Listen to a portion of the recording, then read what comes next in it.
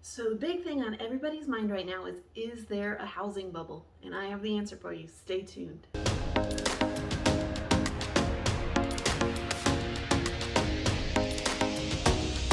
So is the housing market in Saline in a bubble? No, it is not. I know it seems crazy and everybody's so nervous, and rightfully so.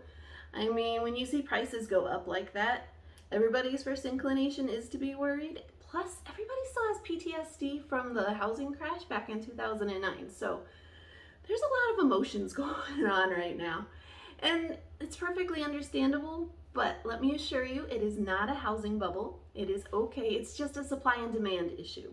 So after COVID, we had a massive increase in first-time home buyers and home buyers in general because they wanted to get out of the home they were currently in. Either it was too small or even too big, although that's not as common, or they were renters and they just wanted to own their own piece of property.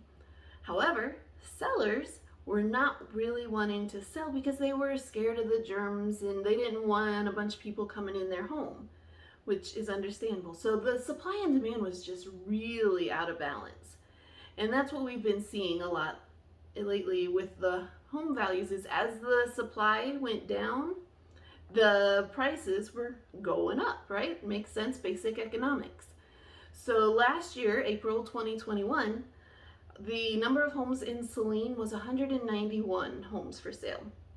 Now, most of that was new construction. If you've been looking for a while, then you are very well aware that there are very few existing homes right now.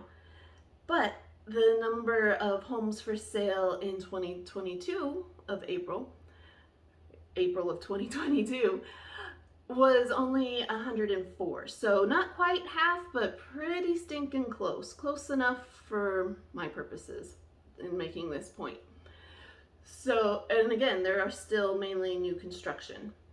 So a lot less inventory in just 1 year's time. However, we are seeing with the interest rates going up because of inflation, that people are starting to get scared and they're like, oh, 5%, that's way too high. Which historically, 5% is still really great. We just got really spoiled during COVID.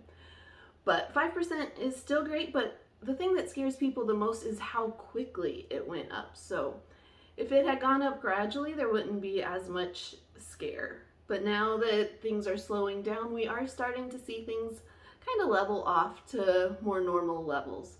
So there's still a lot of demand, but home prices aren't going to go quite as high. And we're seeing that they're going down a little bit.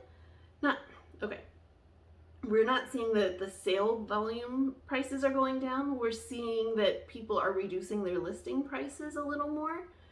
And that is because, you know, they're listing them high like, oh, well, the neighbor got $450, so we should list $475. That's more what the problem is people just overpricing it.